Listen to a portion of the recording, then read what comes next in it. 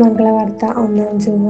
യോഹന്നാന്റെ സുവിശേഷം 1-ാം അധ്യായം 1 മുതൽ 8 വരെയുള്ള വാക്യങ്ങളുടെ വിശകലനം. വചനം മനുഷ്യനായി. ആദിയിൽ വചനം ഉണ്ടായിരുന്നു. വചനം ദൈവത്തോടു കൂടെയായിരുന്നു.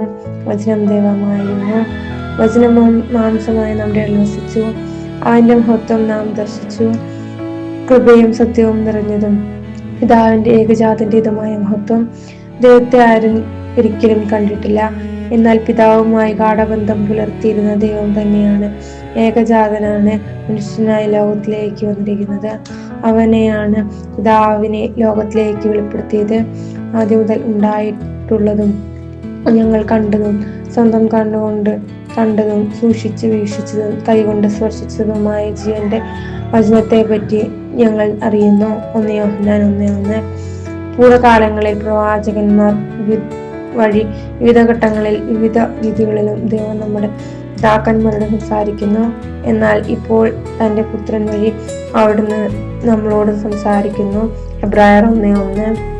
അവിടുത്തെ അയക്കപ്പെട്ടവനെ നിങ്ങൾ വിശ്വസിക്കാത്തത് കൊണ്ട് അവിടുത്തെ വചനം നിങ്ങളിൽ വസിക്കുകയില്ല. തന്നിൽ വിശ്വസിച്ച യഹൂദരോട് യേശു പറഞ്ഞു, എന്റെ വചനത്തിൽ നിലനിൽക്കുന്നെങ്കിൽ നിങ്ങൾ യഥാർത്ഥത്തിൽ എന്റെ ശിഷ്യരാണ്. ആരെങ്കിലും എന്റെ വചനം പാലിച്ചാൽ അവൻ ഒരിക്കലും മരിക്കുകയില്ല.